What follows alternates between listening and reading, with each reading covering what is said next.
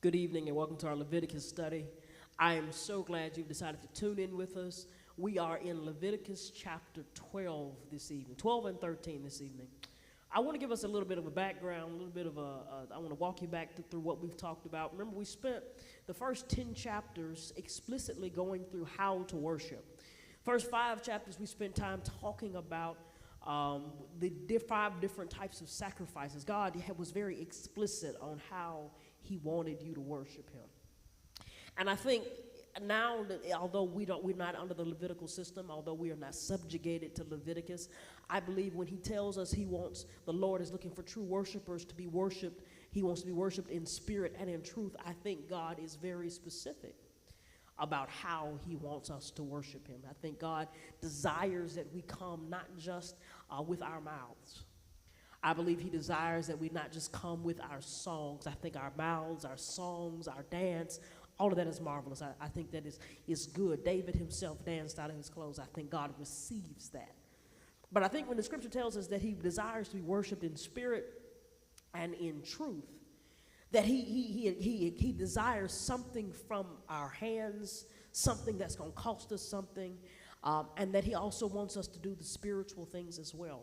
So we spent 10 whole chapters talking about how to worship, 5 specifically talking about the sacrifices, and then we talked about the dedication or the ordination of the priest.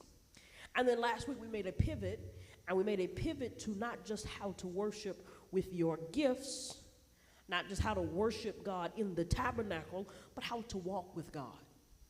We took some time on how to walk with God. And before we dig into the text, I want to give you something to chew on. I want to give you something to think about. If God desires you to worship specifically, do you think that God only wants you to worship in your worship time? Whether your worship time is Sunday morning, whether it's 5 o'clock in the morning or it's in the evening or riding down the road, do you think God really only wants you to worship him then? I've been saying it all year. I believe it is my revelation for the year, but that we have more worship in our habits than we have in our songs. And so I think that this is exemplified through what we studied last week, what we'll study today, is that God cares about your actions. Last week we talked about the dietary restrictions God infringed upon the Hebrews. We talked about what God allowed them to put in their bodies. And I'm sure we could ask the question, we could say, why would an omnipotent God, an omniscient God, a God who has so many other things on his plate, care about what I put in my mouth? We could ask the question, why does God care about what we digest? But I think we suggested last week that your body is a temple. But not more than your body being a temple, your body is a tool. Because you are a spirit. You possess a body. And so if the tools you have you don't take care of, we have a problem. We think about it this way. If I have a car, and I know I don't have new money for a new car, but I have one that runs, I'm going to do everything in my power to preserve the life on that car. I'm going to replace the brakes on time. I'm going to check the oil and change the oil on time. I'm going to make sure that I do my routine maintenance. I'm going to make sure that it doesn't run out of gas. I'm going to make sure that the tires are good because I know that I cannot replace this anytime soon. God cares about your body the same way. He says you're going to get one in this lifetime. And since you're only going to get one body in this lifetime, you've got to check the oil. You got to be careful. I'll tell y'all a story. When I was back and forth between Auburn and Birmingham every week, multiple times a week, I stopped on the way from Auburn to Birmingham at a gas station somewhere I had never stopped before. I stopped, got some gas because the gas was cheap, and I was in college, and so I needed cheap gas. I got about halfway home, and all of a sudden, the check engine light came on, the car started knocking, everything was going wrong. Well, it turns out there was water in the gas. I was so afraid that I was about to have to get a new car that I couldn't afford, that all of a sudden I made up my mind I would never buy any other gas other than one particular brand, because I knew that brand had not failed me. The dietary restrictions in chapter 11 are the same concept. God says this. He says, you got to put the best things in you because I'm aware that there are other things out here lurking. And so some of these other rules we're going to get into today is kind of the same idea. While we're not talking about food, we are talking about the way that we maintain our temple, the way that we maintain our cleanliness, the way we maintain our spiritual health and our community health. So we're going to pick up in chapter 12, and I'm in the NIV version. It reads this way. It says, "And the Lord said to Moses, say to the Israelites, a woman who becomes pregnant and gives birth to a son will be ceremonially unclean for 7 days, just as she is unclean during her monthly period. On the 8th day, the boy is to be circumcised." Now, out the bat, I got to ask the question. I'm like, wait a minute, God. I thought you told them in Genesis to be fruitful and multiply. You repeated it twice in Genesis. You said it to Adam. And then when Noah gets off the boat, you make sure you reaffirm, be fruitful and multiply. And then it seems like you brag all throughout the end of Genesis and in the beginning of Exodus about how multiplicitous Israel has become and how they got 2 million folks walking around. God, why is the woman got to be unclean for doing what you said do? That doesn't make sense if without the context or the understanding, because God, I don't understand. Why would being obedient cause me a delay? Why would me doing what you said do cause a delay? I want to give us a news flash before we dissect what the text is saying. Sometimes your obedience will cause a delay. Sometimes your obedience will cause you to be unclean in the eyes of some people. It'll cause you to be put on pause, and you'll have to be hidden for a season. And we ask the question, but I did what God said. Why is this happening to me? I went where you said go. I did what you said do. I was your mouthpiece. I did W, X, Y, Z. But I want you to see here, clear as day in the text. Sometimes you can be obedient, and it still will cause you to be paused. Now, the second thing I want you to see in verse 3, it says, on the 8th day, the boy is to be circumcised, the cutting away of flesh. Now, I want us to know this. It's very interesting that in order for the way God made humanity on the 8th day, our children, on the 8th day of our children's lives, our children get this surge of vitamin K. Vitamin K is so important to the ability to clot blood. So if a baby is cut on day 1, 2 through 7, there is no vitamin K production in their bodies, and they have the potential to bleed out.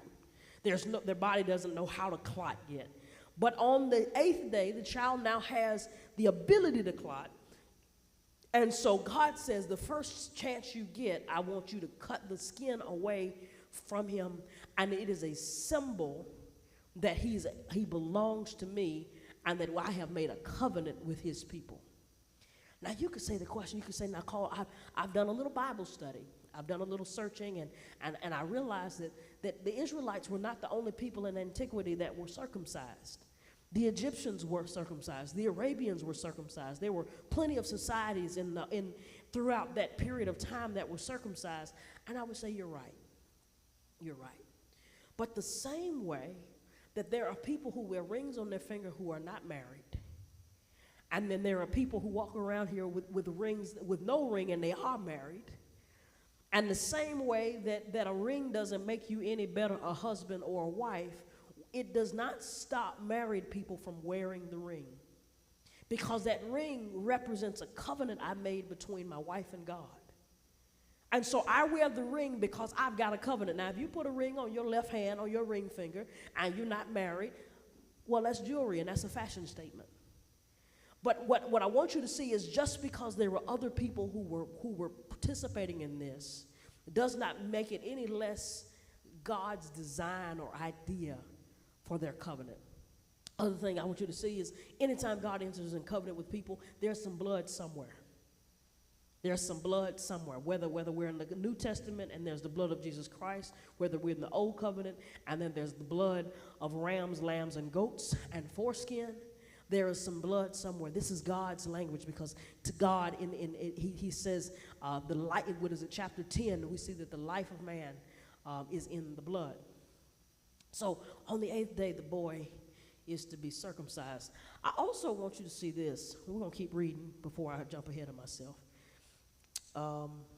Verse 4, he says, then the woman must wait 33 days to be purified from her bleeding. She must not touch anything sacred or go to the sanctuary until the days of her purification are over. Now, she has a baby boy. For 33 days, she's an outcast of society. Now, this is the opposite of how we live, because when somebody has a baby, we rush over to the hospital to see that baby. We're willing to wash our hands and wear masks and put on funny clothes so that we can go see this baby. We celebrate. We send balloons and flowers. We want to send food over to the house. We buy mounds and mounds of diapers and formula, and we want to be a blessing to everybody, because when the baby comes in the world, we get excited. We are blessed. We're happy. We say that this is a pure baby, and we're so happy. And the Bible here is suggesting the opposite. That baby came in the world, it came in the world a sinner. And since that baby came in the world a sinner, the mama who allowed it to be pushed out of her is unclean too. That's what it's saying to us. And that's hard, right? We look at them big old dilated eyes, and they coo and they goo and they slob all over you, and we are all in love. But God said this is not something to be celebrated, because you came in this world, just like David said, you came in this world a sinner. Was born in iniquity. Inclination is to sin. There's a, and I don't want to say, I think it was Friedrich Bonhoeffer, but I might be wrong. But there's a scholar who said this. He said, if you left a baby unchecked, kind of like society is going, you take a child unchecked, never disciplined, never told no, there is nothing to restrain that child from being a murderer, a thief, a rapist, or the most scoundrel of society. Because children are not taught to be bad. Children are taught to be good. And this whole idea that our nature is good and all children are good and they're innocent and they're taught to be evil, that's not true. Born in sin, we are taught to be good. It is why most of us have an issue with the book we're reading today. Most of us have an issue with Leviticus because we feel like it takes from us our freedom to make decisions. It takes from us our freedom to live. It takes from us our freedom to live, if you want to put it in today's modern language. Most of us struggle here because how my inclination, I'm a good person. How many times have we said that I'm a good person? I may not be perfect, but I'm good. I'm no murderer. I'm no rapist. And the truth be told is you're not a good person. By the blood of Christ and the washing away of your sins and your awareness of what God expects, we do good things because we want to please God, but your inclination from the beginning is you are not good. Because there is none good but God. So the woman waits 33 days. Verse 5. If she gives birth to a daughter for 2 weeks, the woman will be unclean as during her period. Then she must wait 66 days to be purified from her bleeding. Now, I don't want you to think that God hates women, because why, if a little girl is born, does she have to wait 66 days, but if a little boy is born, she only has to wait for 33 days? You could easily say, well, doesn't that make me not want to have a little girl? But I want you to see this. I want you to get under this whole gauge, this whole idea. We're dealing with sin. We're dealing with sin being born to the earth. For a boy, while the boy is going to carry some things that are going to cause babies to happen, the woman will be the one who births it. And so this idea here in this text is not that little girls are bad and little boys are good. The idea here is that not only has the woman just pushed another sinner into the world, but she pushed another sinner who will be able to push another sinner into the world. And so the idea is that she's unclean because she has produced something that can sin. And she's produced something that can produce something that can sin.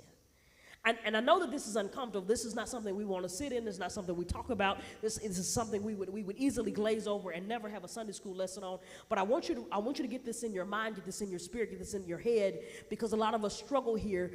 If we're unaware that we are sinners, we don't see the purpose of the blood. If I look at my children and I see that they're perfect, I forget that they have a reason, they have a need, there is a propensity to need Jesus Christ's covering, need Jesus Christ's salvific work.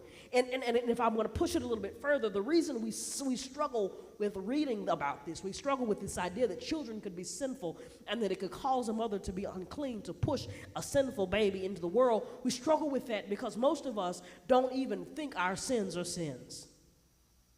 The church is the only place in the whole world where we say that gossip is not gossip. We call it a prayer request. I want to tell you such and sister so and so has this going on, and pray with me about it. We call it a prayer request, and while prayer it works and it is good, a lot of us are not actually praying for people. We're calling prayer requests gossip. Or we spend a whole lot of time telling tales, or we spend a whole lot of time dodging and trying to be two people, or lying, trying to cover our tracks, and we didn't realize that our natural inclination is, you got it, sin. And so when that baby came in the world, the baby was sinful. Okay. Verse 6. When the days of her purification for a son or daughter are over, she is to bring to the priest at the entrance of the tent of meeting a year-old lamb for a burnt offering and a young pigeon for a dove for the sin offering. He shall offer them before the Lord to make atonement for her, and then she will be ceremonially clean from her flow of blood. These are the regulations for the woman who gives birth to the boy or a girl. But if she cannot afford a lamb, she is to bring 2 doves and 2 young pigeons, one for a burnt offering and one for a sin offering. In this way, the priest will make atonement for her, and she will be clean. If you flip over to your Gospels, we hear a story told of Jesus Christ and his birth. On the 8th day, he was indeed circumcised, and after Mary exited her 33 days of uncleanness, they take 2 young birds to be sacrificed at the temple for Jesus, for her uncleanness, and since they had just had this baby. I want you to think for a second, and I want to lift a couple of ideas. I want you to think for a second that Jesus Christ came into this world, God, omniscient, God, all-powerful, God, King of kings, Lord of lords, Jehovah Jireh, Jehovah Sabaoth, the Lord God of all angels' armies. We're talking about the one who breathed and life became a thing, the one who breathed the soul into you. We're talking about the same God who hung the sun, the moon, the stars. We're talking about the same God who crafted cats and dogs. We're talking about this same God who is larger than our mind can even wrap its mind around. He steps down and gets so low that he makes his own flesh and blood, his own spirit, come into this world in the lowest form that he can't even afford the best offering. Can't even afford to bring the best offering. Because the standard, the original offering God is expecting is that they would bring a lamb and they would bring a bird. But if you can't afford that, he says bring 2 doves or bring 2 young pigeons, because I'm going to give you access no matter what you can afford. Now watch this. God, who owns everything, who put the earth on loan to man, and man fumbled the bag and put it in the hands of Satan. That God, King of kings, Lord of lords, sent his own son into this world at the lowest of lows. Jesus spent his whole life in poverty. Now, he wasn't broke, but in poverty. When I say he wasn't broke, because he was walking by the Spirit, he was always provided for, but in poverty. Spent most of his time in poverty. And so God makes sure that the door is wide. All men come into the earth sinful, yet not Jesus. But all men, no matter where they fall on the economies of scale, will always have access to the atoning blood, work and blood, whether it be under the old Levitical system or the new Levitical system. And I wanted to drive that home. I know I've said it before, but I want to drive that home, because sometimes we act like certain people they don't have access. They've sinned too much. We don't like their sin. Their sin is too sinful for our propensity for sin. And so they just can't, they're not going to make it in. And we tell them, and I'm talking to my older saints tonight, we tell them, oh, you're going to bust hell wide open. We say these types of things and with the expectation and the idea that we believe we're right. Because we've made a God out of the knowledge of God and not a God out of God. But God himself says, I've opened the door wide open. I want everybody from those who can afford to bring me the most expensive from their flock and those who have to go chase down some birds. I want everybody to make their way to me.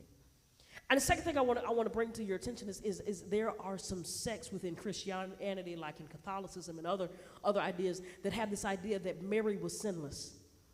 But we see in Luke that Mary goes, and Mary didn't think that she was sinless, first because she said that she went and made an atonement.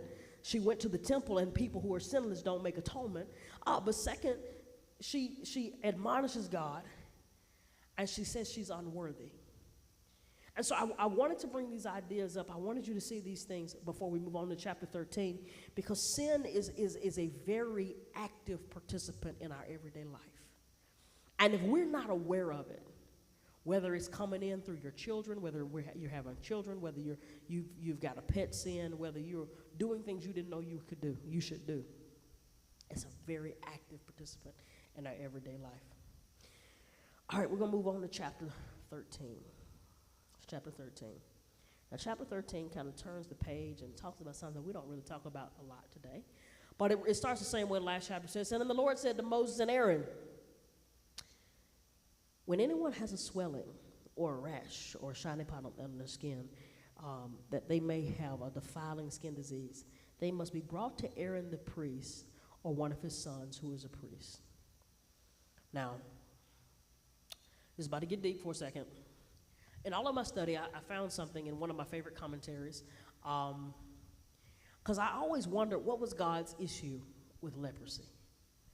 You know, but we're about to read, there's a whole lot of chapters, and I don't know if we're going to read all of it, but there's a whole lot of verses here in this chapter talking about leprosy, and God has issues with leprosy, and God doesn't want leprosy among his ranks, and so he gives all of these detailed things to measure by to tell whether leprosy has come into their ranks. Well, according to Jameson, Fawcett, and Brown, when leprosy, one of the God's issues with leprosy is leprosy, the type that the Hebrews seemed to break out with most frequently was very contagious. It was actually believed to be sexually transmitted. And so what would happen is it was very, very common in Egypt. Many of the plagues that struck Egypt and many of the plagues that struck Arabia and that portion of the world, it was leprosy that would strike their bodies. And it would come from the Israelites having sexual relations with them. And so they would get this rash, they would get this spot, and they would break out and they would begin to spread it throughout the camp. And so God has an issue with this. He doesn't like it because he's trying to maintain his people, trying to keep his people intact. And not in a racist way, not in a, oh, the Israelites are better than you. He's trying to get them to this promised land.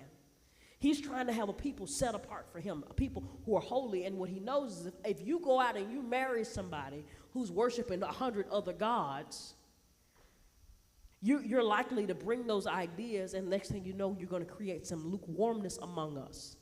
And so this disdain, this disgust, this issue with leprosy is not just, oh, this is contagious, it's going to make everybody sick. And it is, that is a major portion of it. But it's also showing this sin and this rebut against God for the desires of the flesh. And so basically what would happen is these people would get so wrapped up and so excited in their flesh, they would chase these ideas, they would go chase these people that were forbidden to them, but because it was exotic to them, because it seemed like it was a forbidden fruit, they chased it. And they would come up itching, or worse. And so God disdained it. God had an issue with it. Now, so he says, when anyone has a swelling rash or a shiny spot on their skin, that there may be a defiling skin disease, they may be brought to Aaron the priest or to one of his sons, who is the priest, verse 3. The priest is to examine the sore on the skin, and if the hair in the sore has turned white and the sore appears to be more than skin deep, it is a defiling disease. Now, when the priest examines that person, he is to pronounce them ceremonially unclean. Verse 4. If the shining spot on the skin is white, but does not appear to be more than skin deep, and the hair has not turned white, the priest is to isolate the affected person for 7 days. On the seventh day, the priest is to examine them. And if he sees the sore has unchanged and the spot is not spread on the skin, he is to isolate them for another 7 days. On the seventh day, the priest is to examine them again. And if the sore has faded and has not spread in the skin, the priest shall pronounce them clean. It is only a rash. They must wash their clothes, and they will be clean. But if the rash does spread in their skin after they have shown themselves to the priest and to be pronounced clean, they must appear before the priest again. The priest is to examine that person, and if the rash is spread in the skin, he shall pronounce them unclean. It is a defiling the skin disease. Now, I want you to see this. They had to go under what we would say scrutiny, but really the priest was acting as the doctor. God had given them this, he's given them these rules as he's laid it out, shown them these are the symptoms, this is what you are to look for. Because this is a contagious form, it is believed, we want to make sure that we keep this under wraps. I'm going to say this, and I might get a little bit of blowback. Did y'all know quarantine was biblical? Quarantine was biblical. God even says this. He says, for 7 days, I want you to go in the house and just stay in the house. Don't touch nothing. Don't touch nobody. And let's just see what it is. And if you see and you come out and nothing's changed, you can go back about your regular day life. We'll call you clean. But so that you don't affect everybody else. So that you don't make anyone else sick. Now, I want to be very clear. While there is a specific strand of leprosy that is often regarded with what we talk about in the Bible, this Hebrew word for leprosy is a very broad word for leprosy. And it is often associated with many skin diseases. When we talk about it, there is a skin disease.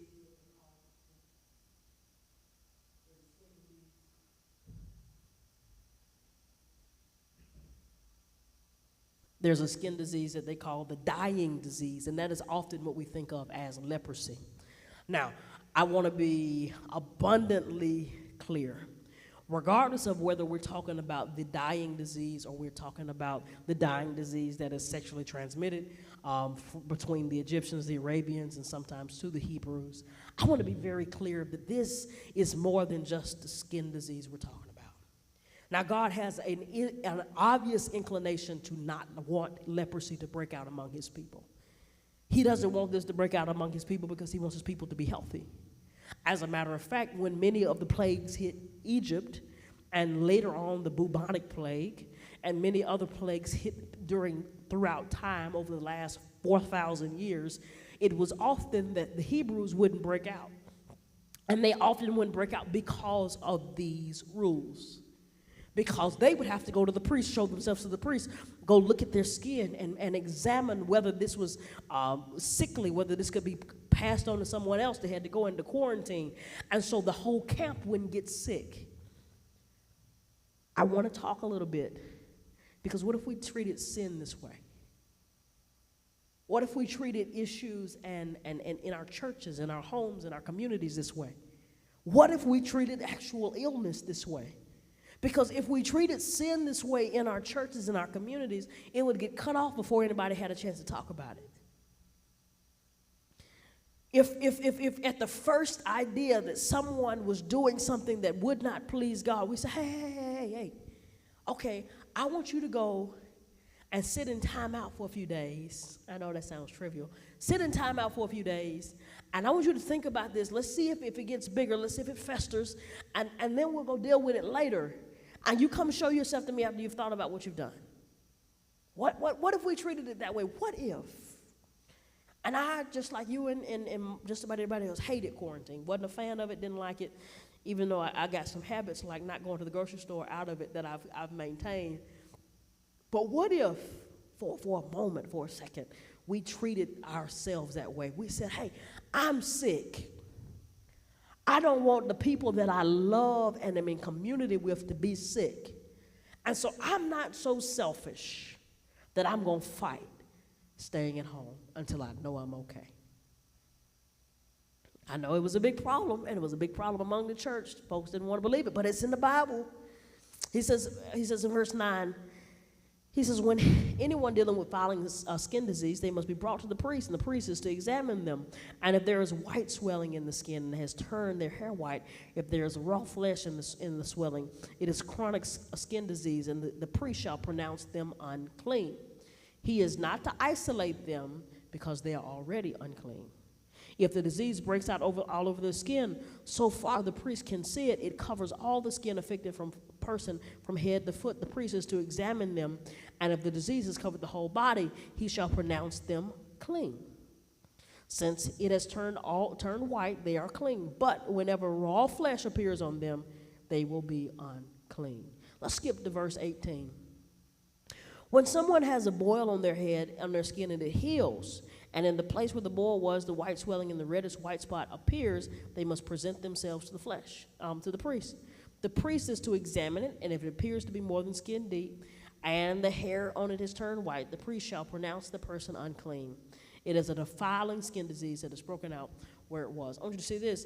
Even if you got a good doctor's report, a priest report, even if you got a good priest report, and then a month later something comes back again, you still got to go back and deal with it. I promise you, I'm bringing all this out because I want to show you something in a second. We're going to keep moving through the text. Let's move to verse 28. If, however, the spot is unchanged and has not spread in the skin but has faded, it is a swelling from the burn, and the priest shall pronounce them clean. It is only a scar from the burn. Now, let's go to 37. If, however, the sore is unchanged, so far as the priest can see, and if a black hair is grown in it, the affected person is healed, and they are clean, and the priest shall pronounce them clean. Now, I want you to see this. The original Hebrew word says it is talking about a scaly leprosy. It's a word that literally means a tearing off. Leprosy often shows up in our bodies. It shows up as a bump or a sore or a whip. And then all of a sudden it turns red. And after it turns red, it may turn white. And then the hair begins to change. And while that's a little unsettling, and then all of a sudden it starts causing nerve damage. And the next thing you know, your fingernails start falling off. And not just the fingernail starts falling off, now the finger starts falling off. Now, my nerves can't feel my fingers. And so I'm standing by the fire, and my flesh is burning, and I can't feel it. All of a sudden, my hand falls off. My arm falls off. My body begins to decay. It starts coming apart. It starts feeling like everything is literally crumbling off of their body. It is nicknamed the dying disease. It is nicknamed the actual living death. And I want you to see this as I'm trying to illustrate for you. There were opportunities for people to be cleansed, but almost always leprosy ended in death, which is why I read verse 37 to you. Let's keep reading.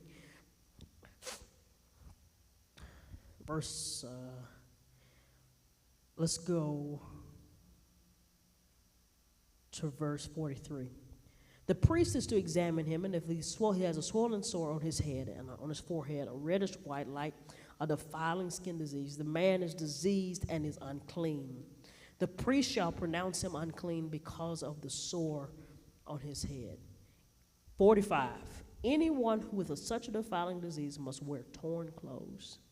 Let their hair be unkempt, cover the lower part of their face, and cry out, unclean, unclean.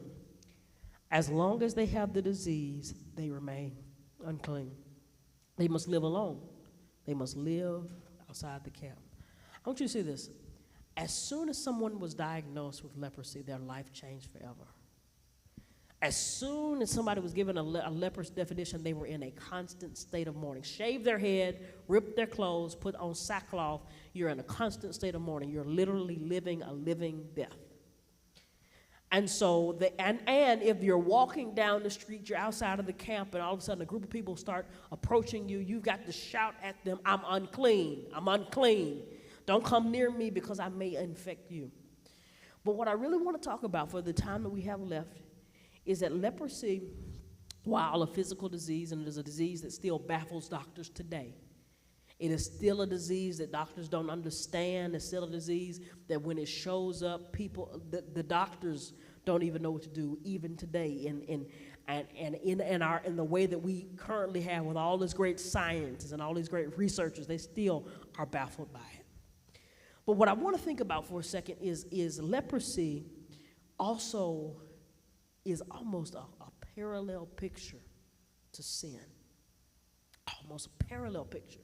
I know we're talking about your body, and we've moved out of the worship piece, but I want you to see this because while I doubt you get leprosy, and I pray that over you, I pray that I doubt you get leprosy, there's this thing called sin that creates a spiritual leprosy within us. Because it often starts off as nothing. You've contracted it and don't even know. You've done something, you're unaware, you're not even repentant about it, you're not afraid. It wasn't even that deep, it wasn't even that big, and then all of a sudden a bump shows up. You told